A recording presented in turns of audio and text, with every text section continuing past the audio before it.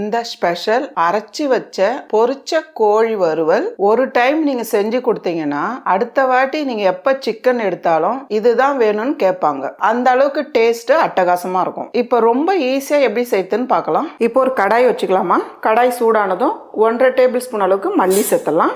1 table spoon மிளகு சேர்த்துடலாம். கூடவே 1 டீஸ்பூன் அளவுக்கு சோம்பு, 1 டீஸ்பூன் அளவுக்கு ஜீரகம், இதெல்லாம் சேர்த்து ஃபர்ஸ்ட் கொஞ்ச நேரம் வறுத்து எடுத்துக்கலாம்.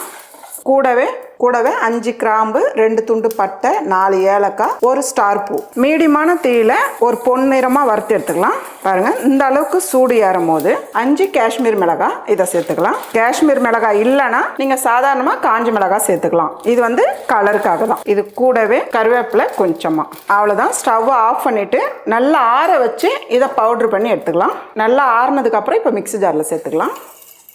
நல்லா பவுடர் பண்ணி அரைச்சி எடுத்துக்கலாம். நான் 3/4 கிலோ சிக்கன் எடுத்து பீஸாக மீடியமான சைஸில் கட் பண்ணி வச்சுருக்கேன். இந்த அளவுக்கு கட் பண்ணி எடுத்துக்கோங்க. இப்போ நம்ம அரைச்சி வச்சுருக்க மசாலா பவுடர் இதுலேருந்து ஒரு 3 டேபிள் ஸ்பூன் அளவுக்கு சேர்த்துக்கலாம். கூடவே 1 டேபிள் ஸ்பூன் அளவுக்கு இஞ்சி பூண்டு பேஸ்ட்டு சேர்த்துடலாம். தேவையான அளவுக்கு உப்பு சேர்த்துடலாம்.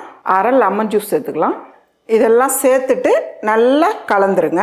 சிக்கனில் தண்ணி இல்லாமல் பார்த்துக்குங்க.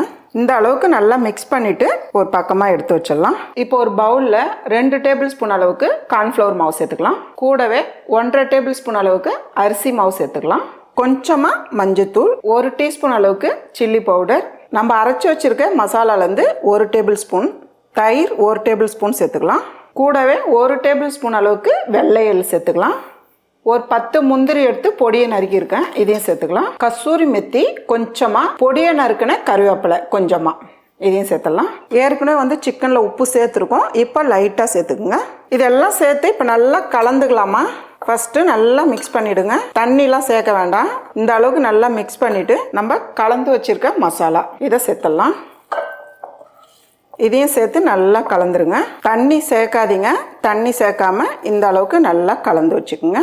ஒரு 10 நிமிஷத்துக்கு அப்படியே ஊறட்டும். இப்போ ஒரு பேன்ல தேவையான அளவுக்கு எண்ணெய் சேர்த்துடலாம். எண்ணெய் நல்லா சூடு ஏறட்டும். சூடானதுக்கு அப்புறம் மீடியமான தீயில வச்சிடுங்க. பாருங்கம்மா, எண்ணெய் நல்லா சூடாயிருக்கு. இப்போ நம்ம மிக்ஸ் பண்ண சிக்கன் 10 நிமிஷம் ஊறி இருக்கு. இதை சேர்த்துக்கலாம். இப்போ ஒரு பீஸா எடுத்து சேர்த்துடலாம். இந்த அளவுக்கு சேர்த்துட்டு கொஞ்ச நேரம் செவந்ததுக்கு அப்புறம் திருப்பி விடுங்க. உடனே திருப்பாதீங்க. அடுப்பு தீ மீடியமான அளவில் வச்சுடுங்க. ஃபாஸ்ட்டாக வச்சுட்டிங்கன்னா மேலே டக்குன்னு செவந்துடும், உள்ளே வேகாமல் இருக்கும்.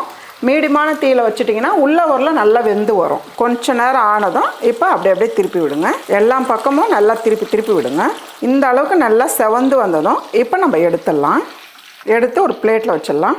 இதே போல் இருக்கிற சிக்கன்லாம் பொரிச்சு எடுத்துக்கோங்க. அவ்வளோதாம்மா, நல்ல ஒரு டேஸ்டான ஸ்பெஷல் பொரிச்ச கோழி வறுவல் ரெடி.